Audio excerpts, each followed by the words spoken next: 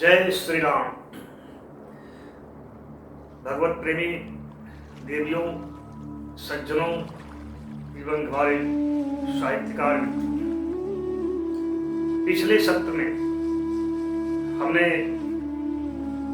भरत से आधारित रामायण महाकाव्य के 5वें सर्ग का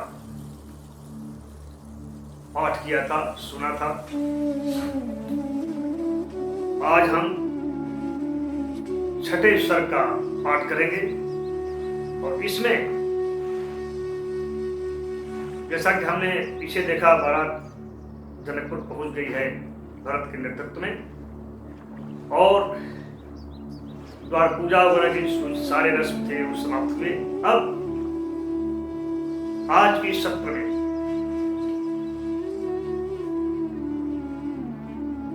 जनक के आंगन में निर्मित जो मंडप है विवाह का, उसका एक आध्यात्मिक संकेत प्रतीकों के माध्यम से प्रारंभ में जो कवि ने किया है उसको भी हम देखेंगे, जिसमें कवि ये कहना चाहता है कि हमारा जो अंतः चतुष्टय है, मन बुद्धि चित्त और अहंकार, ये मंडप के चारों खंभों का प्रतीक है और बीच का जो खंभा है जहां कलश रखा जाता है और उसके साथ साथ जो हरिश जो हल का खंभ होता था, दुआठा होता था, वो भी कहीं कहीं परंपरा से लगता है। तो वो जो बीच का खंभा और वहां कलश स्थापन जहाँ होता है पूजन विधान के लिए, वो अद्वैत तत्व का प्रतीक है। और महाराज जनक की दो पुत्रियां सीता और उर्मिला और उनके भाई कुशध्वज की दो पुत्रियां मांडवी और सुतकीर्ति, ये चारों जीव की 4 अवस्थाओं की प्रतीक है और वो 4 अवस्थाएं हैं जागृत, जिसमें हम सब लोग देख रहे हैं, और दूसरा है स्वप्न अवस्था, जब हम सो जाते हैं और स्वप्न देखते हैं। तो जागरण में जो हम संसार देखते हैं वो भी सत्य प्रतीत होता है और स्वप्न में जो हम सपना देखते हैं वो भी इस संसार की तरह ही सत्य प्रतीत होता है। और तीसरा है सुषुप्ति अवस्था। ये जो तीसरी सुषुप्ति अवस्था है, इसमें सब कुछ खो जाता है, व्यक्ति गहरी निद्रा में चला जाता है। और चौथी है तुर्यावस्था। ये जो 3 है प्रारंभ की अवस्थाएं, इनका संबंध शरीर से है, क्योंकि जगते हैं शरीर के तल पर देखते हैं, स्वप्न भी हम शरीर के तल पर देखते हैं, मन का संसार वो हमारे स्वप्नों में आता है, एक अलग विषय है, केवल हम संकेत कर रहे हैं। गहरी नींद जिसमें सब कुछ तिरोहित हो जाता है, फिर भी भीतर कहीं कोई तत्व है जो जगा हुआ रहता है और तीनों का उसे बोध होता है। हम सपना देख रहे हैं वो पता चलता है, जबकि सपने में वो स्वयं उसका एक हिस्सा होता है, इसलिए पता लगने कोई मतलब नहीं होता। फिर भी वो कौन है जो कहता आज मैंने बड़ा अच्छा सपना देखा, बड़ा बुरा सपना देखा, कौन है जो भीतर जग रहा है और फिर कहता बड़ी गहरी नींद आई। वो जो साक्षी भाव तटस्थ जो अवेयरनेस भीतर में है, चेतना का, वही आत्म तत्व है, वही ईश्वर का प्रतीक है। उसी को तुर्यावस्था भी कहते हैं योग की भाषा में। तुर्य का अर्थ ही होता है चौथा, उसका कोई नाम नहीं, वो अनाम अस्तित्व है।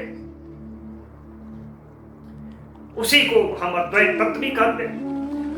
तो कवि यहां ये संकेत करना चाहता है, अंतः चतुष्टय के इस मंडप में ये जो चारों कन्याएं हैं, जागते सुषुप्ति स्वप्न और तुर्यावस्था, इसमें जो 2 का संबंध, 3 का संबंध शरीर से, केवल सीता है कि उत्पत्ति शरीर से नहीं है, क्योंकि शरीर के तल पर तुर्यावस्था का प्रतीक है, वो तो खेत में मिली थी। ये आध्यात्मिक प्रतीक ये संकेत करता है कि सत्य जो है, चैतन्य जो है, तुर्यावस्था जो है, अद्वैत जो है, उसका संबंध शरीर से नहीं है, इसलिए वो वैदेही कही जाती है। और देह से विदेह यानी जनक से विदेह की यात्रा, हर व्यक्ति जनक है। और जब तक इन चारों कुंवारी कन्याओं का उस राम यानी परम चैतन्य भगवत्ता के साथ विवाह नहीं हो जाता। और उनके साथ जो 3 बाकी है वो भी एक प्रतीक है। चारों फल कहा गया, मुदित अवध पद सकल सुत, बधुन समेत निहार, जन पाए महिपाल मन, क्रियन सहित फलचार। ऐसा तुलसी भी संकेत करते हैं, यानी धर्म अर्थ काम मोक्ष। उनका विवाह इन कुंवारियों के साथ जब तक नहीं होगा तब तक हमारी जनक से और विदेश यानी देह से विदेह की यात्रा पूर्ण नहीं होगी। तो ये भी इसमें एक संकेत किया गया, यानी विवाह के इस जो श्रृंगारिक उल्लास है, उत्साह का आयोजन है, अनुष्ठान है, यज्ञ है, कर्म कांड है, जो भी कह रहे, उसमें एक आध्यात्मिक प्रतीक भी सामने आया है। उसी तरह से एक प्रतीक ये भी आप देखेंगे, सिंदूर, जिसमें जो पारा होता है वो काफी चंचल होता है, उस सिंदूर से मिल करके वही पारा बिल्कुल शांत हो जाता है। उसी तरह से मनुष्य का जो मन है, गृहस्थ आश्रम में शादी के बाद ये बंजारे की तरफ भटकने वाला हमारा मन, इसका उद्देश्य यही है शांत हो जाए, यानी काम का संस्कारित हो जाना, यानी उसका उद्गामी होने, और जो काम मूलाधार से नीचे प्रवाहित हो रहा था वो फिर जिसे हम योग की भाषा में कुंडली जागरण कहते हैं, शिव शक्ति का मिलन कहते हैं, बहुत कुछ कहा जा सकता है। तो गृहस्थ आश्रम का वो परम धर्म है, परम उद्देश्य है, परम लक्ष्य है। और इसीलिए केवल भारत ही एक ऐसा देश है जहां गृहस्थ के साथ आश्रम सब जुड़ा हुआ है। ऐसा परिवार जहां काम का उद्देश्य इस वैवाहिक संस्कार के माध्यम से ऊर्ध्वगामी बना करके और संस्कार यानी शिव से साक्षात्कार करा दिया जाए, इन दोनों का द्वैत समाप्त होकर के अद्वैत उपलब्ध हो जाया जाए, ये इसकी सार्थकता है। यह भी इसमें संकेत मिलता है। और साथ ही साथ अयोध्या में प्रभु श्री राम और वहां के सखियां सबका लेकर के चारों दुल्हनों को दुल्हों कोहबर में ले जाना, हास परिहास मजाक, ये सब कुछ हम इसमें आज संक्षेप में हम देखेंगे। आइए हम पाठ करते हैं।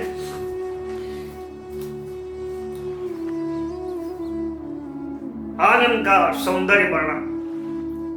शोभान जात कही आजु जनक आंगन के, चहुओर साज श्रृंगार ज्योति दियन के, कतहू नारिन के गीत खनक कंगन के, और सखियन के हंसी ठिठोल सुहठ पवनिन के। हठ सुहठ यानी ऐसा हठ जिसमें सौंदर्य हो, ऐसा हट, ऐसी जिद जिसमें खुशी और आनंद आता हो, उस हट को, उस जिद को देखकर। कौन करन पौनी जन, पौनी जन आप जानते हैं कहा नारी बारी, ये सब जो इस विशेष अवसर पर बार बार अपना नेग मांगते हैं और उसके लिए हट करते हैं, वो इतना सुंदर आजकल इतना मंगलकारी होता है, उसके लिए हमने कवि ने सुहट शब्द का यूज किया। इस हट में कोई आवेश नहीं है, कोई गुस्सा नहीं, बल्कि सुंदर लगता है, अच्छा लग रहा है। तो सखियन के हंसी ठिठोल सुहट पवनिन के, सारा वातावरण से युक्त है वह मंडप, वह आंगन जनकपुर का।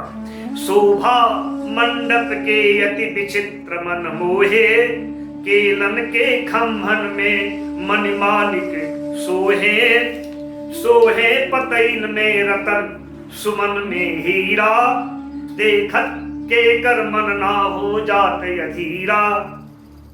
चारों खम्भन के बीच खम्भ यति सुंदर, तो उस प्रतीकों की ओर संकेत है। चारों खम्भन के बीच खम्भ यति सुंदर, जिकरे नियरे बा कनक कलश यति मनहर। सोने का कलश रखा हुआ है चारों खम्भन के। कैसा लगता है कि जैसे मन बुद्धि चित आहन चार तत्वन के, पीछे शोभत अद्वैत तत्व जीवन के। और सोहे मंडप में दुल्हा दुल्हन ऐसे, निज पति संग जी के चार अवस्था जैसे। जब ले चारों कुंवर न ब्याहल जई है, तब ले जैसे मिथिलेश विदेह कहे हैं। लौकिक बियाह ना एके मनि है ज्ञानी, जीवन के हाई असली अकथ कहानी। लौकिक बियाह के वेद विधान जता के, ओ परम तत्व के पथ तो पल बागा के। कैसे कैसे अब हम उपमा दी गाई, गावे सुगीत सारद निवासे आई। सब कुछ इतना दिव्य है जिसका वर्णन हम कैसे कर सकते हैं। वहां तो स्वयं शारदा उस रनिवास में रंग महल में आकर के स्वयं गीत गायन कर रही हैं। राम और सीता के इस वैवाहिक संस्कार का। और संपत्ति विभूति के काबड़वार सुनाई। और वहां का वैभव ऐश्वर्य संपत्ति का वर्णन नहीं क्या, वहां तो रिद्धिसिद्ध आके जब कर यहाँ पहुनाई, रिद्धियां सिद्धियां स्वयं पहुनाई करने पहुंची हुई। फिर आचार्य ने सुदिन तैथाय सुलगन जान करके, एक उत्तम लग्न है तो शुभ लगन जान गुरु के अनुशासन पाके। और भरी कनक कलश मंगल सुगंध जल लाके, धैले बर आगे जनक बंधुले साथे। संग सुमत सुनैना सगुन थाल ले हाथे। जनक जी आदेश प्राप्त करके अपने आचार्य कुलगुरु सदानंद जी का पति पत्नी दोनों भाइयों के साथ, यानी कुशध्वज भी है जनक भी है, सोने के कलश में जल लेते हैं। और सुमत और सुनैना ये सगुन की थाल लेकर के उस मंडप में आती है। मन मुदित वेद पढ़ ले मुनि मंगल बानी, बरसौले विप्र प्रसून सुअवसर जानी। एने की ओर से गुरु वशिष्ठ संज्ञानी, उन्ने की ओर से सदानंद जगसानी। दोनों तरफ से दिव्य आचार्य सदानंद और वशिष्ठ जी जैसे उपस्थित हैं और इस अनुष्ठान को संपन्न करा रहे हैं। तनृप जनक सहित कुसकेत हाथ ले पानी, बर विष्णु रूप ही जान सहित निज रानी। बर के निहार पुलकित तन मन अनुरगले, निज इष्ट देव सब पांव पखारे लगले। ये हमारी लोक परंपरा कितनी अद्भुत है। बर को हम विष्णु के रूप में और अपनी कन्या को लक्ष्मी के रूप में समझते हैं, और दोनों पर हमारा कोई अधिकार नहीं। ये प्रतीक है, यानी सबसे ज्यादा आसक्ति प्रेम अनुराग जो भी आप कह लीजिए कन्या के साथ होता है। उसको दान कर देने का मतलब है विष्णु के हाथ में, परम चैतन्य के हाथ में अपनी आसक्ति को, अपने मोह, अपने इस जीवन की सबसे आकर्षण राग को, अनुराग को, उससे मुक्त हो जाना है दे करके।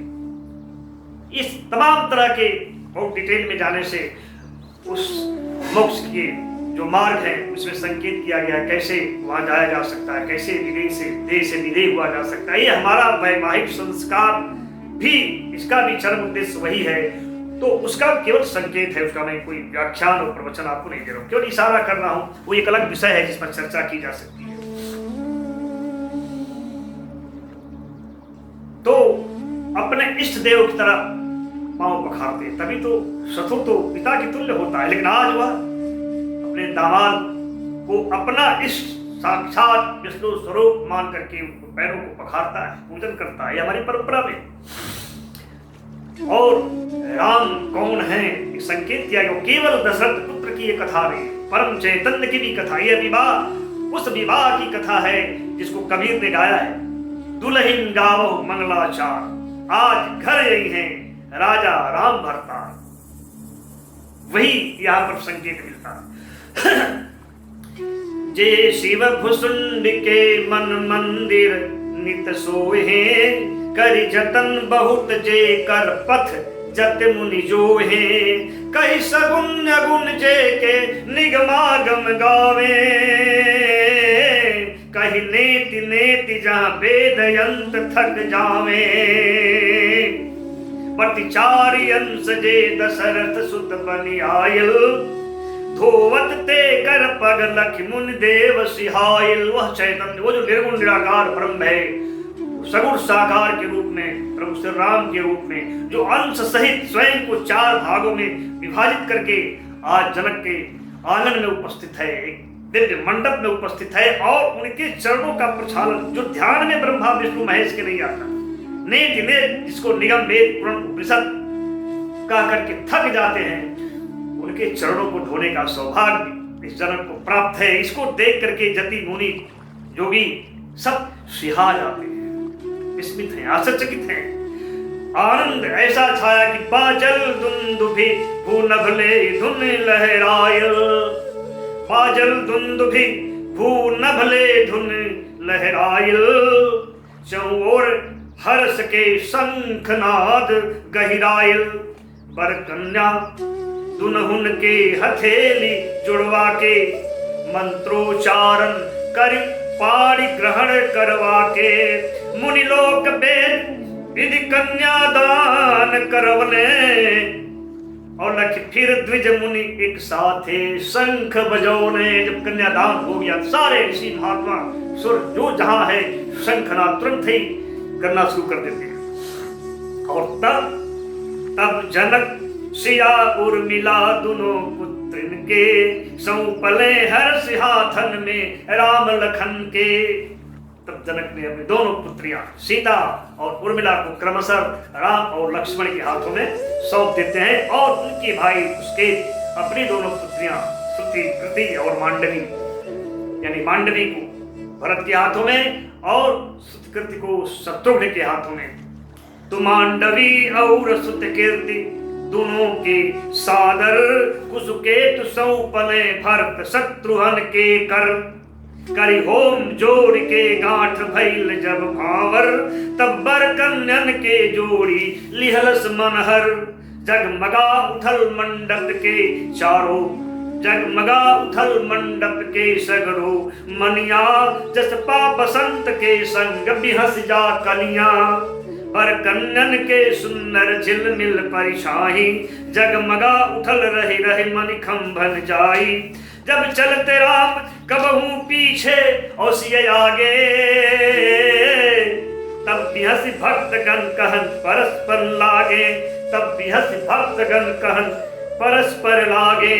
जब कभी राम आगे और कभी सीता आगे, राम के पीछे ये जो परिक्रमा हो रहा है मंडप का, का साक्षी मानकर, जिसको हम भंवर कहते हैं, फेरी कहते हैं, सारा भक्तगण उसको देख करके बहुत गदगद है। ये ब्रह्म आज जो निराकार निर्गुण है, जिसे वेद नेति नेति कहता है, वो सीता के चूनर में बंद करके उसके पीछे पीछे चलने को विवश हो गया। यही भक्तों का आनंद है, यही भक्ति का दिव्य सुख है। क्या भक्त कहते हैं, गावे निगमागम ईश्वर जीव मिताई कर। ईश्वर और जीव तो परस्पर मित्र हैं।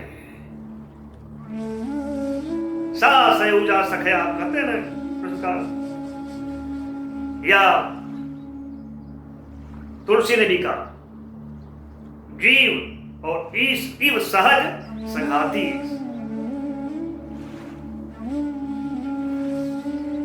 गावे निगमागम ईश्वर जीव मिताई, बाकिर मिताई सच आगे साच कहाई। जे कर माया जग के बहुतरे नचावे, नारद सनकादिक मुनियो बाचिन पावे। तो जिसकी माया के वशीभूत सारा संसार है, मुनि भी जिसकी माया से बचते नहीं। आज वही माया देखिए, विधि हरिहर कितने बेर नाच थक गईले, बाकी बहिले जे कर मरम न पहिले। जे के जप ज्ञानी नर भव बंधन काटे, ऊपर स्नेह चूनर में नाचत बाटे। आज प्रेम के चूनर में, भक्ति के चूनर में बंध करके नाचने को विवश है, ऐसा ब्रह्म है। आयल सिंदूर दान के मधुर सुबेला, लकी भक्त मुदित भइले विधान यल बेला। अद्भुत विधान है सिंदूर का, जो भी मैंने आपको बताया था। सिंदूर और पारे का जो मेल है, क्या प्रतीक है, यहाँ देखिए। जैसे सेनुर में आयल सिंदूर दान के मधुर सुबेला, लखि भक्त मुदित भैले विधान यल बेला। सचमुच भारत के रीति रिवाज निराला, जहां चंचल मन से नूर से बांधल जाला। ये आवारा बंजारे मन को सिंदूर के माध्यम से बस में कर लिया जाता है। अद्भुत है ये वैवाहिक संस्कार। इसी को वैवाहिक विवाह को हमारे संस्कार की संज्ञा दी, जिससे मन संस्कारित होता है। जब जहां चंचल मन से नूर से बांधल जाता, सेनुर उसकी रस्सी है, इसमें योग करने की कोई जरूरत नहीं। योग चित्तवृत्ति निरोधा कहा गया। यहाँ तो गृहस्थ आश्रम में जाने मात्र से ये मन नियंत्रित हो जाता है। प्रतीक क्या है? सिंदूर। जैसे सेनुर में मिलके चंचल पारा, हो जाला अचल शांत जाने जग सारा। तैसे चंचल मन मिल स्नेह सेनुर से, तैसे चंचल मन मिल स्नेह सेनुर में, हो जाला अचल स्वरूप खुद के तिय सिर में। वैसे ही जैसे चंचल पारा सिंदूर में मिलकर शांत हो जाता है, वैसे ही चंचल मन इस प्रेम रूपी सिंदूर में मिल करके जो ही अपने आप को उस स्त्री के, अपनी होने वाली अर्धांगिनी के मांग में भर देता है और स्वयं को समर्पित कर देता है उसके प्रति, तो ही उसका मन भी शांत, अचल और धीर हो जाता है। और यही जीवन का, गृहस्थ जीवन का चरम उद्देश्य है। और फिर यात्रा शुरू होती है दोनों के एक होकर अर्धनारीश्वर में रूपांतरित हो जाने का। भगवान शिव का वह स्वरूप जहां दोनों सत्य और शिव अद्वैत हो जाते हैं। अद्वैत माने दो नहीं, एक भी नहीं, अर्थात शून्य। देख के दुल्हन सिर से नूर चारू भाई, बैठले साथ उनके गुरु आज्ञा पाई। पहले मिथिलेश विदेह देखी बर दुल्हन, उमड़ल स्नेह ही में जैसी सावन घन। और यह सौभाग्य, कन्यादान का सौभाग्य जो पिता दिया है, उससे पूछे कितना आनंद आता है पुत्री को जब वो कन्यादान दे देता है। करवा ब्याह चलने वशिष्ठ जनवासा, विवाह संपन्न हुआ, कुल गुरु वशिष्ठ अब जनवासे लौट जाते हैं। यहां शुरू होता है सखियों का जो सीता की है, और ये जो बेचारे चारों पर हैं, इनकी लीला कोहबर से लेकर के हास परिहास। आइए इसको देखते हैं। करवा ब्याह चलने वशिष्ठ जनवासा, पहुंचवले उनके जनक सुफल सब आशा। आयल सखियन के बारी ले दुल्हन बर, गावत सुगीत चलली सगरो मिल कोहबर। अब सखियों का नंबर आया था, उनकी बारी आई थी, अब उनका अवसर था। इस चारों वरों को लेकर के चलती हैं कोहबर। और फिर क्या करती हैं कि जितना लौकिक कार्यक्रम है वो करने के बाद करके हर लौकिक रीति और चतुर सब सखिया, परिहास करे लगली जिन कर बड़े अखिया। बड़ी बड़ी आंखों वाली सुंदर सीता की सखियां मजाक करने लगी। लेकिन ये मजाक का जो अवसर था सबसे गाढ़, सबसे कठिन, सबसे मुश्किल क्षण था। किसके लिए? सबसे संकोची बेचारे भरत के लिए। सबसे मुश्किल के क्षण ही रहे भरत के, जे निज स्वभाव से संकोची बचपन के। चुपचाप बैठ गई ले ऊकर सिर नीचे। वो तो बेचारे संकोची थे, राम भी कम संकोची नहीं थे, वाचाल थे बेचारे लक्ष्मण। और शत्रुघ्न तो बेचारे इतने शांत रहते थे, कभी कभी गुस्सा में भी आ जाते थे। आखिर भाई तो सगे लक्ष्मण के ही थे, तो होना भी चाहिए था स्वभाव उन्हीं की तरह। तो बेचारे लक्ष्मण की क्या दशा है? अरे भरत की चुपचाप बैठ गई ले ऊकर सिर नीचे। जब देखे मजाक शुरू हो गया है, सर पीछे झुका करके चुपचाप मौन साधा लेते। रामो चुप बैठल धरती पर कुछ खींचे।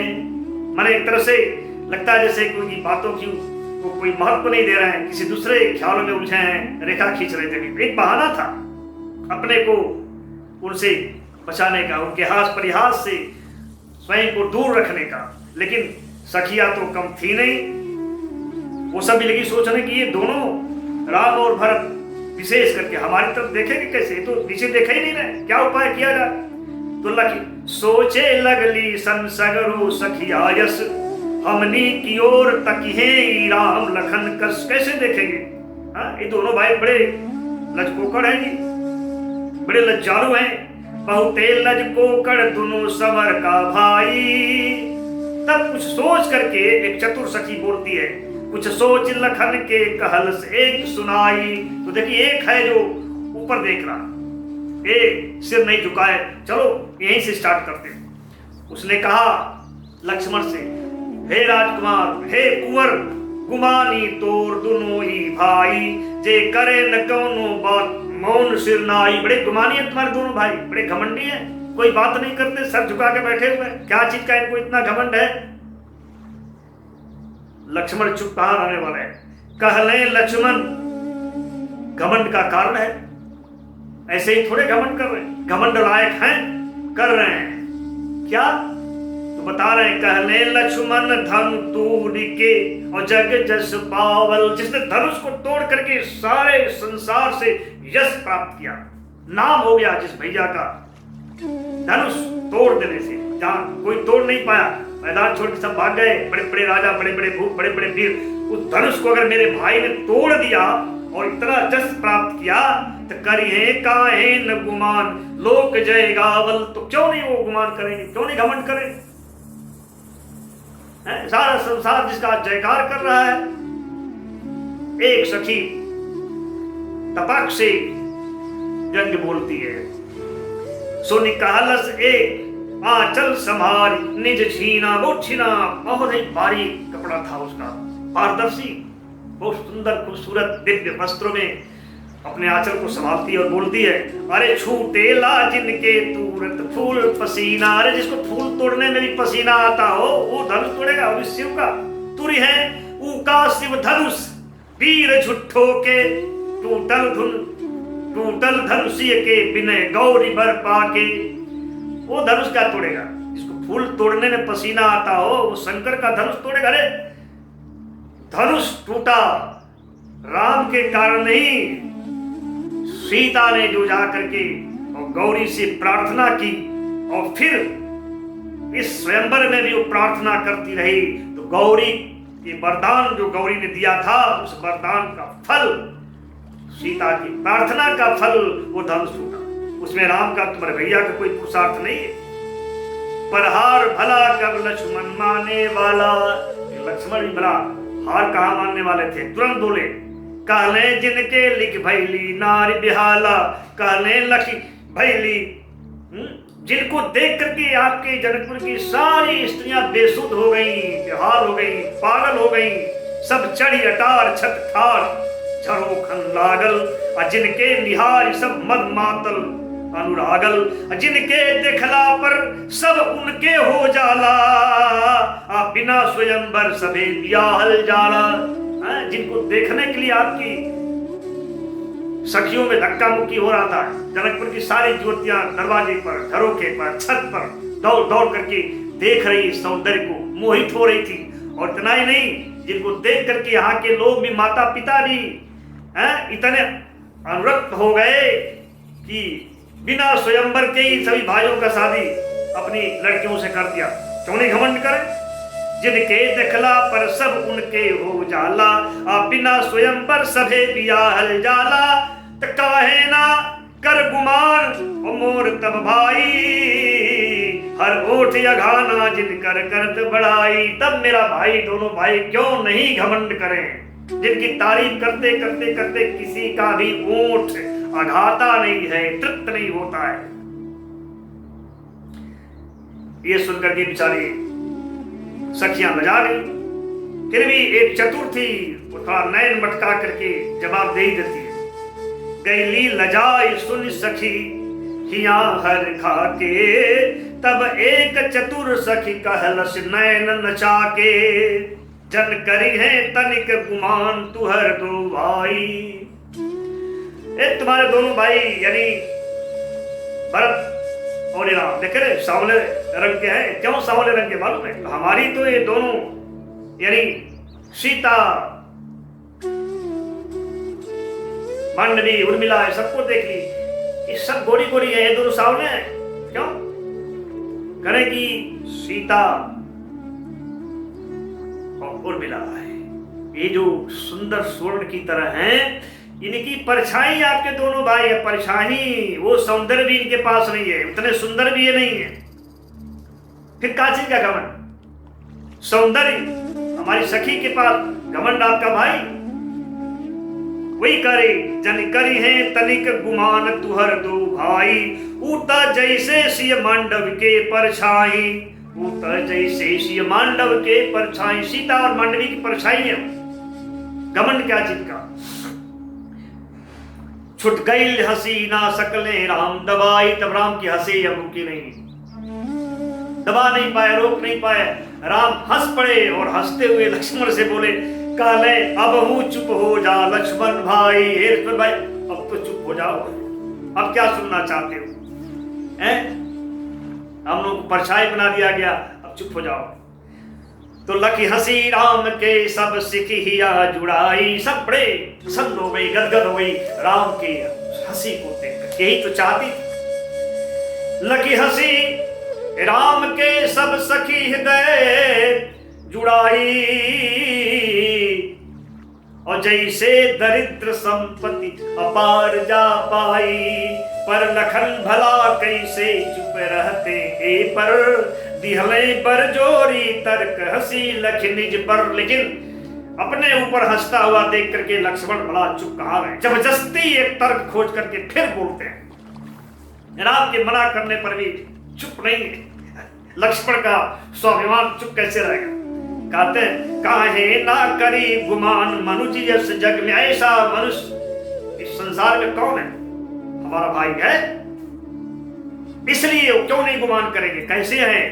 करे काहे ना करी गुमान मनुज अस जग में, ऐसा मनुष्य इस संसार में क्यों नहीं घमंड करेगा?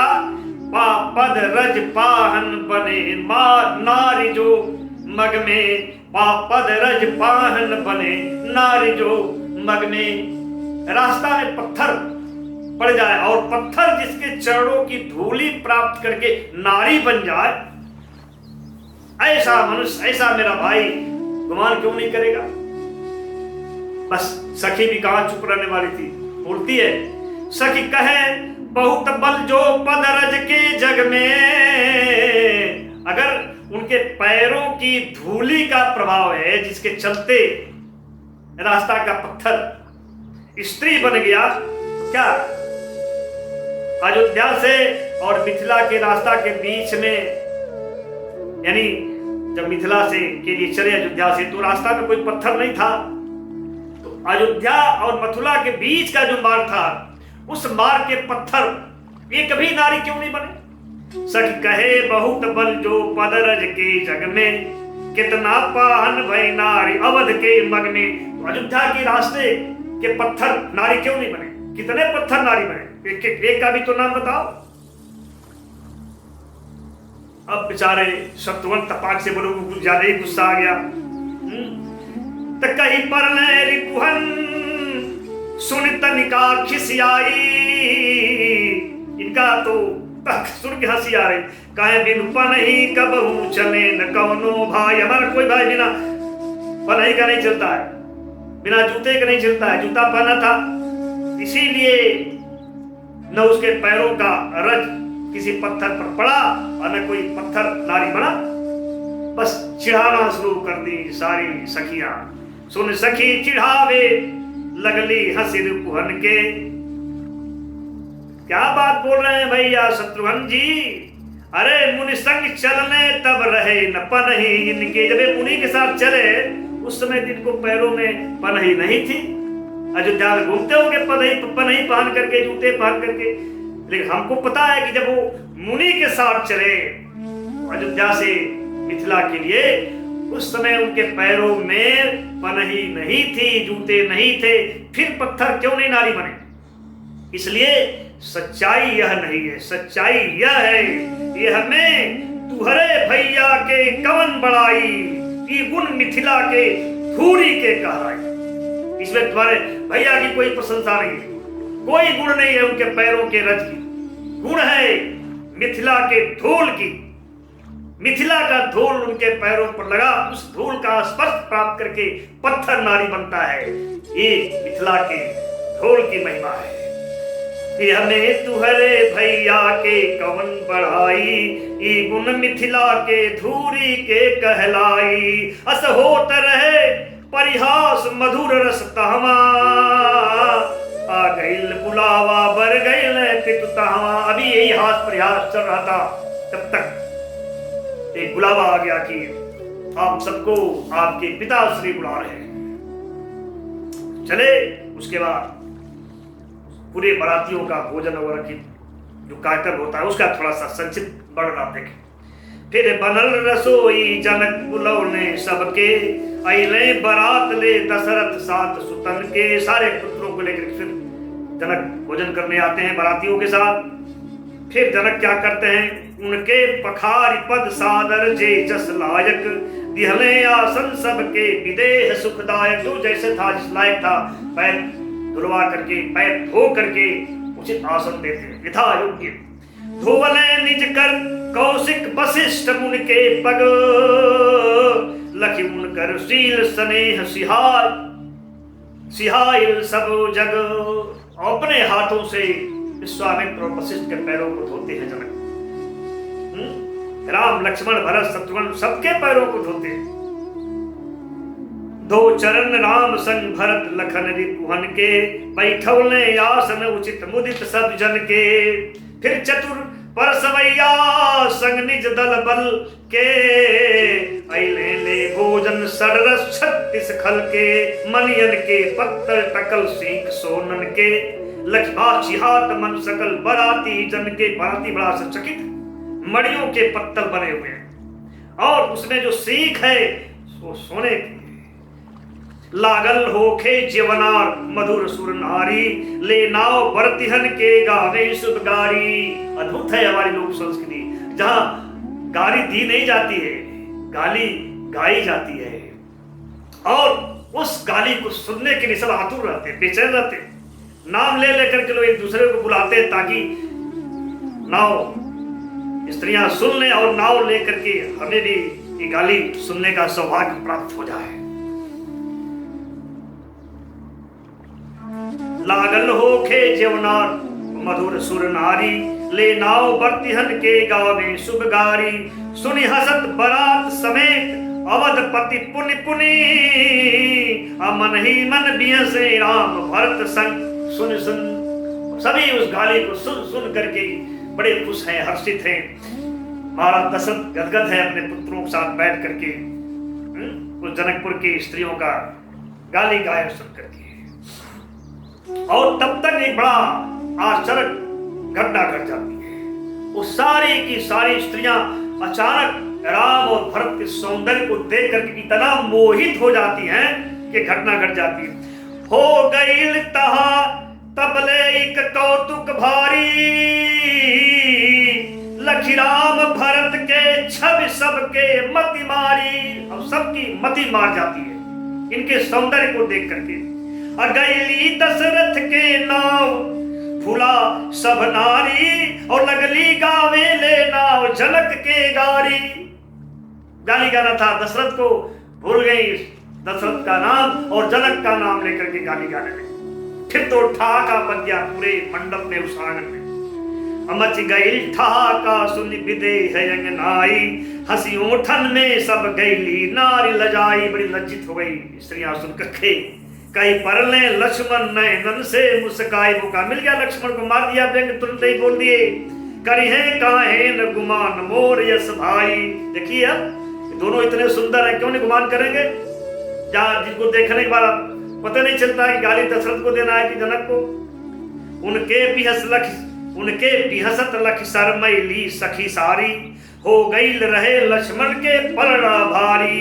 हो गई रहे लक्ष्मण के पलड़ा भारी, अति मुदित बाराती जे आचमन कैले, दे पान जनक सबके स्वागत फिर कैले, गैले दशरथ लेके बरात जनवासा, ही हर्षित पूजल जिंदगी के सब आशा, पीतल सुराती आयल सुघोर यरुनाई, गुरु आज्ञा पाद जमुन सबके बुलवाई। फिर सुबह हुआ, गुरु का आदेश प्राप्त करके ब्राह्मणों को बुला करके तरह तरह का वस्त्र भूषण सोना चांदी, सोने से मड़वाए हुए सींग वाली गायें सब दान करते हैं।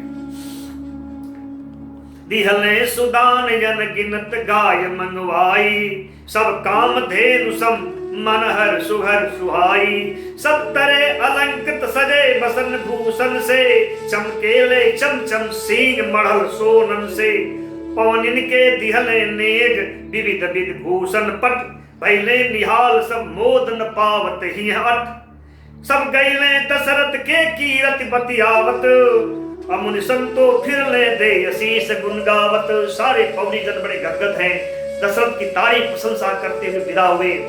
जगी ज्योति मुनि भी सब जो आए हुए थे, सब उनके सम्मान से, उनके दिए हुए धन भूषण इत्यादि से बड़े गदगद हैं, प्रसन्न हैं आशीर्वाद देकर के, और विदा हो गए। और तब देवे लगले मिथिलेश दहेज अतुल धन, और तब अनंत संपदा दहेज के रूप में जनक दशरथ को देते हैं। तो दशरथ हाथ पकड़ लेते, दहेज ये आप क्या कर रहे हैं? कहीं परने लखियो देश बहुत हर्षित मन, कहीं परने लखियो देश बहुत हर्षित मन। कहीं क्या आप कर रहे हैं? आपने जो धन हमें कन्या के रूप में दिया, उससे बड़ा भी कोई धन होता है क्या? राजन राजन न विश्व में धन कौनो बेटी सम, बेटी के समान हे राजन इस संसार में और कौन धन होता है? राजन न विश्व में धन कौनो बेटी सम, जिनके पा भैली आज ऋणी राउर हम तो ये धन प्राप्त करके आज आपके ऋणी हो गए। ए ऋण से ना उद्धार कबो हम पाइब, ए धन के मूल्य कबो ना दे हम पाइब, अब और न लजवाई हमके धन दे के, भर गए जनक के नैन बैन सुचि सुन के। और दशरथ की स्पष्ट वाणी को सुन करके जनक के दोनों आंखें भर गई। के सकी विदेह हो के स्नेह गुण गाई, विदेह का भी प्रेम भला कौन गा सकता है? जहां मांगी विदा दशरथ नित जात छुपाई, रोज रोज विदा मांगते हैं और रोज जनक की बातों में फंस करके उनको रुक जाना पड़ता है, जा नहीं पाते, जनक विदाई नहीं करते। आखिर एक दिन सदानंद विश्वामित्र आकर के समझाते हैं कि भाई अब जाने दो, बहुत दिन हो गए। फिर सतानंद कौशिक जाके समझौले, तब मान जनकर निवासे खबर पठौले कि दोनों आचार्यों के कहने से हमें विदा करना पड़ रहा है, विदा हो रहे हैं, कन्या के विदा की भी तैयारी की जाए। सुन व्याकुल भैली सुमत सुनैना रानी, जैसे मछली व्याकुल रख थोड़े पानी। माताएं व्याकुल हो गई, बेटी चली जाएगी। धर धीर ही आले गोदी में पुत्र के, आशीष दे सिखलावत यस सगर इनके। क्या आशीर्वाद देती हैं और क्या शिक्षा देती हैं, ये सुनने लायक है। आज की माताओं को भी सुनने लायक। इसी में गृहस्थ जीवन का सुख है। अगर ये संस्कार हम अपनी बच्चियों को नहीं देंगे और वो बच्चियां पति के घर को अपना घर नहीं समझेगी, जो आज नहीं हो रहा है। सुने सुनैना सुमत कहती है, रहु सदा सुहागिन आशीर्वाद पहले, प्रिय निज सास ससुर के, अतिशय प्यार निज जीवन धन पति उर के। बेटी सदा सुहागिन रहो, अपने सास ससुर का सदा प्रिय बनी रहो, और अतिशय प्यार अपने जीवन धन, अपने जीवन साथी, अपने पति का रहो। और हे बेटी एक शिक्षा भी छोटी सी गांठ बांध के रख लो कि गुरु सास ससुर पति पदेह सन मन लइहा। गुरु सास ससुर और पति के चरणों में अपना स्नेह रखना, प्रेम रखना। गुरु सास ससुर पति पद सने मन लइहा। पति रुख लखी आज्ञा मान सदा खुश रही। आज्ञा देना न पड़े, उनका रुख ही आदेश नजर आए। क्या चाहते हैं बताने की जरूरत नहीं पड़े। अगर ऐसा घटित हो रहा है शरीर में तो समझो प्रेम है। प्रेम को कहना पड़े तो फिर प्रेम नहीं। पति रुख लखी आज्ञा मान सदा सुख, सदा खुश रही। कर तब कुछ ऐसन दिख रही गौरव के। और कुछ ऐसा कर्तव्य दिखा देना जो कृत्य स्तंभ बन जाए, आने वाली पीढ़ी के स्त्रियों के, नवयुवतियों के लिए एक सीख बन जाए, एक मार्ग का पत्थर बन जाए, दिशा निर्देश देने वाला। कि कर्तव्य कुछ ऐसा दिखलैहा गौरव के। पद चिन्ह छोड़ जइह पथ हित जगतीय के। संसार के स्त्रियों के लिए मार्ग का पत्थर बन जाए, ऐसा चिन्ह छोड़ जाना बेटी। अपने कर्तव्य के पथ पर, अपने प्रेम पथ पर, अपने धर्म पथ पर। अस सिखवत रानी पुत्र के ही इलाके। सीना से लगा करके माताएं सिखा रही। अस सिखवत रानी पुत्र के ही इलाके। आखिन के आंसू कौनो तरे दबा के माथी। आंसू दब नहीं रहे लेकिन किसी तरह से दबाना पड़ता था सिखाने के लिए। शिक्षा का अवसर था। मां सिखा रही है अपने आंसुओं को दबा करके, और इसलिए भी कि इन आंसुओं को देख करके बेटियां पुत्रियां और व्याकुल हो जाएंगी, उनका दुख और बढ़ जाएगा। इसलिए अपने आंसुओं को पी रही हैं। आ गई ले तवले भाई संग रघुराई। तब तक अपने भाइयों के साथ प्रभु श्री राम भी वहां आ जाते हैं विदा कराने के लिए। आ गई ले तवले भाई संग रघुराई। मन मुदित करावे खातिर तहां विदाई। मन मुदित करावे खातिर तहां विदाई। लखना सभार सकली अब दूनो माई। चू गई लोर आखिर बेबस छपटाई। चू गई लोर आखिर बेबस छपटाई। आखिर आंखों से आंसू गिर ही पड़े, दबा नहीं सकी। छपटाती हुई आंसू, तड़पते हुए आंसू आखिर नीचे बरसात के लिए विवश हो गए, बरस ही पड़े। लखी भैले व्याकुल भर जनक के आंगन। भरत तो और भी कोमल हृदय, वो तो प्रेम के साक्षात मूर्त। फिर उनका हृदय तो और अद्भुत था, वो तो बिल्कुल बेचैन हो गए। ये जो परिवेश जनक के आंगन का था द्रवित कर दिया भरत को। लखी भैले व्याकुल भरत जनक के आंगन। जहां बरसत रहे स्नेह ठाढ़ बनी सावन। स्वयं स्नेह सावन बन करके जैसे बरस रहा था, चारों तरफ प्रेम की बरसात हो रही थी। बन नेह मेह झल चढ़ी जहां बनी ममता। जहां ममता जो है जल झड़ी बन गई थी, भयंकर मूसलाधार बारिश जैसे होता वैसे ही ममता स्वयं जहां जल की झड़ी बन करके बरस रही थी। और प्रेम जो है वो मेह बन करके, बादल बन करके। बन नेह मेह जल झड़ी जहां बनी ममता। चूवत झरझर बन लड़ी रहे वत्सलता। जहां हो बेसूद बावली सुता गुहराई। जहां माताएं अपनी पुत्रियों को बेसुध बावली होकर के गुहरा रही थी। जहां हो बेसुध बावली सुता गुहराई। बिलखत धर भेंटति गले लगावती माई। बिलखत धर भेंटति गले लगावती माई। जा पहुंचावती कुछ दूर, थोड़ा दूर पहुंचाती है फिर लौटती है, फिर दौड़ करके जाती है। बार बार ये हो रहा है।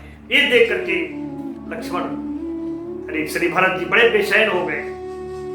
जा पहुंचावत कुछ दूर मिले फिर धाई, बढ़िया तने है ना ही में सकत यमाई। प्रेम हृदय में ठहर नहीं पा रहा है। जहां निज सखियन के चारों बहिना था के, चारों बहने यानी सीता, उर्मिला, मांडवी अपने सखियों को पकड़ पकड़ करके रो रही हैं, बाहों में लपेट लपेट करके बिलख रही हैं। पाले हुए तोता मैंने भी अपने को रोक नहीं पाया। जहां निज सखियन के चारों बहिना था के, ले ली लपेट बाहन में हा बिलखा के। लख व्याकुल भइले खग मृग तोता मैना, तब मनुज दशा कभी बरने कौने बैना। तब मनुष्य की दशा कैसी होगी, कभी कैसे वर्णन करें। जहां मृगों की, पक्षियों की, तोते और मैनों की जो पालतू थे उनकी दशा ठीक वो पालतू होकर के बोल रहे हैं, वो रोने लगे। आ गई ले तबले जनक संग निज भाई। तब तक उस धज के साथ जनक जी वहां आ जाते हैं। विदेह हैं, लेकिन विदेह भी आज सदैव हो गए, अपने को रोक नहीं पाते। आज लगता है कि पहली बार विदेह हो रहे हैं। आ गई ले तबले जनक संग निज भाई, अनगिन मोती नैनन के सीप छिपाई। जबरदस्ती पिता है, आंखों में आंसुओं के मोती को बलात् जबरदस्ती छिपा करके, और लखी बेटिन के अभी तक छिपा क्या है, लेकिन जो ही आंखें अपनी पुत्रियों से मिलती हैं इन दोनों पिताओं की, तो क्या होती है। लखी बेटिन के सब ज्ञान विराग भुलाइल, और छर छर मोती नैनन से निकसी छिटाइल। सारा ज्ञान वैराग्य जनक भूल गए, और नेत्रों से आंसुओं के जो मोती थे वो जमीन पर छिटा गए, गिर गए, बिखर गए, चू चू करके टपकने लगे। लिहले समेट बेटिन की भरी अकबारी, फिर आलिंगन में भर लिया पुत्रियों को। लिहले समेट बेटिन के भरी अकबारी, जस कृपण चोर लख निज धन ले समारी। जैसे कोई कंजूस चोरों को देख करके अपना धन छिपा लेना चाहता हो, समेट करके रख लेना चाहता हो, वैसे ही अपने पुत्रियों को समेट करके रखते हैं। समुझावत सचिव सयान अनेकन भांति, पर तनिक होत ना धीर नेह मति माती। सभी लोग समझा रहे हैं, जनक को समझाना भी विस्मयकारी। महाज्ञानी विदेह को कौन समझा सकता है, लेकिन लोग समझा रहे हैं। लकी दृश्य नेह के भरत देह पुलकाइल। प्रेम का यह दृश्य देख करके भरत का पूरा शरीर रोमांचित हो जाता है, पुलकित हो जाता है। हो गई ले भाव विभोर नयन भरी आयल, और स्वयं अपने आप को रोने से भरत नहीं रोक पाते। सही सकल न कोमल हिया पीर बढ़ी आयल,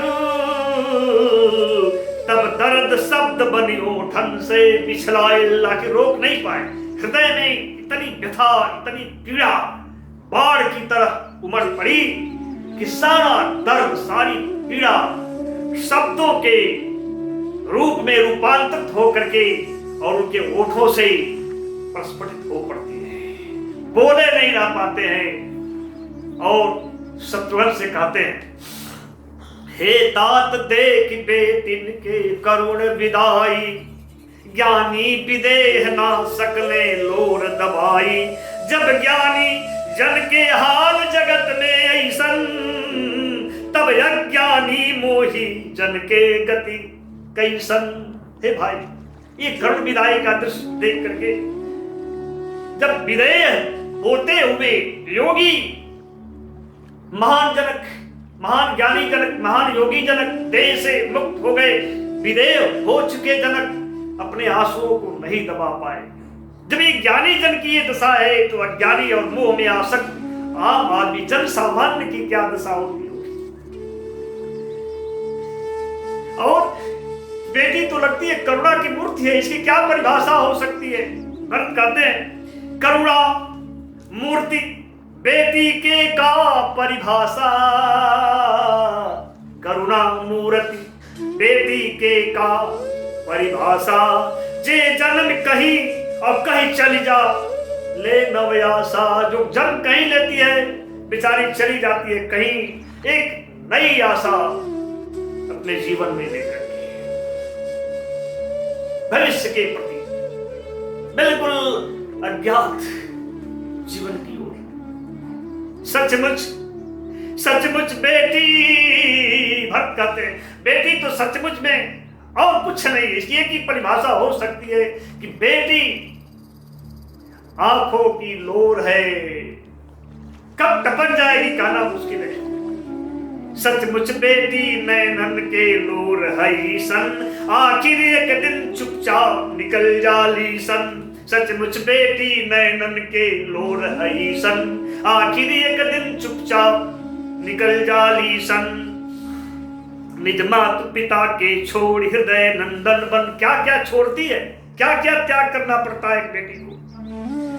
निज मात पिता के छोड़ हृदय नंदन बन, पुचकार लाड़ सौरभ स्नेह चंदन बन।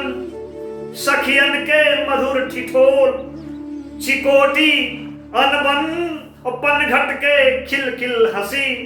मनौवल ओरहन कुल जाति गोत तज सकल अनिच्छा, इच्छा आंचल सहे पितुमा के आशीष शिक्षा। सब त्याग देती है और माता पिता की शिक्षा अपने आंचल में लेकर के सब पोछ चिन्ह निज जीवन के चिर परिचित।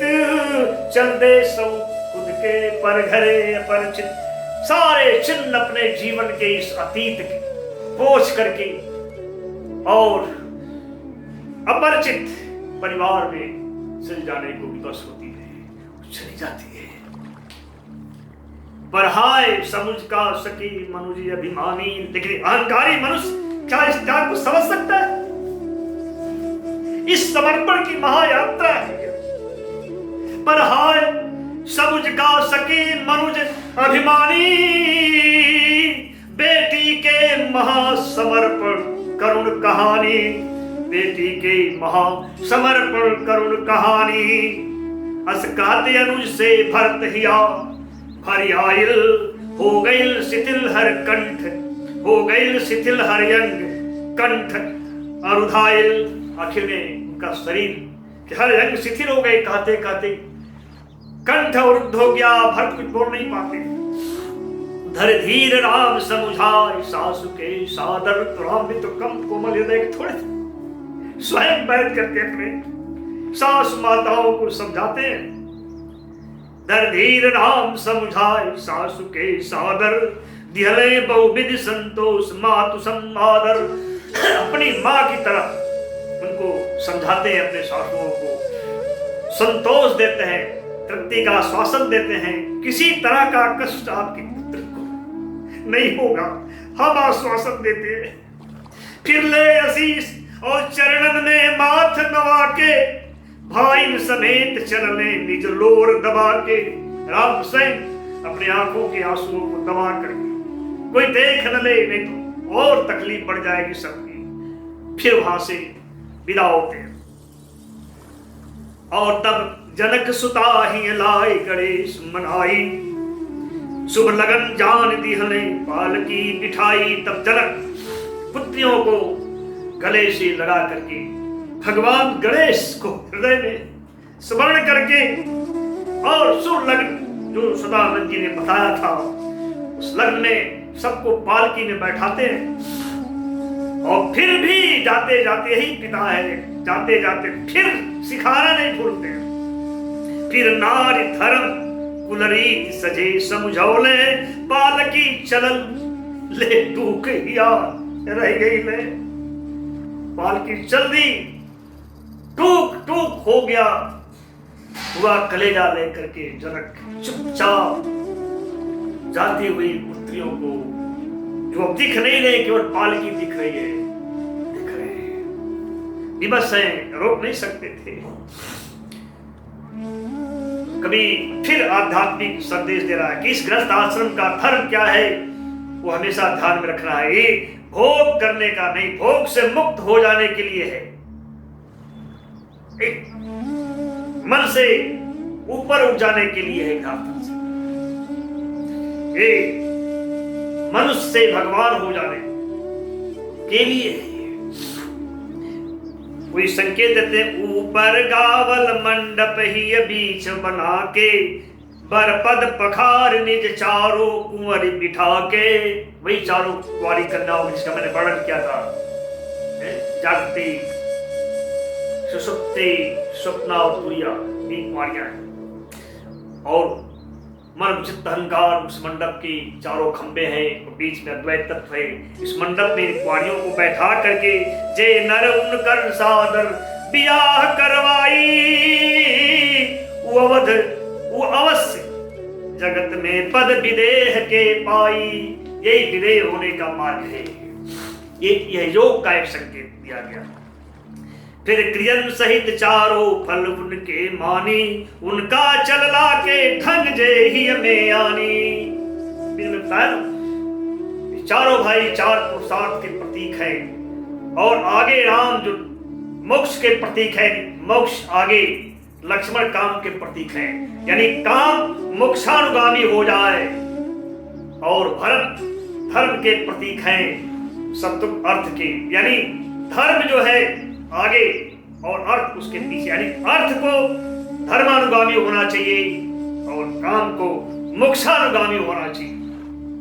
वही संकेत करते हैं। फिर क्रियन सहित चारों फल उनके मानी, उनका चल ले के ढंग जे हृदय में ही में यानी। वो अनायासे भव तर जाई नर ज्ञानी, आर्य भूमि के ऋषि मुनियन के बानी। पुन भेटी अवधपति के करी बहुत बढ़ाई, धरि कौशिक पद गईले विदेह लपटाई।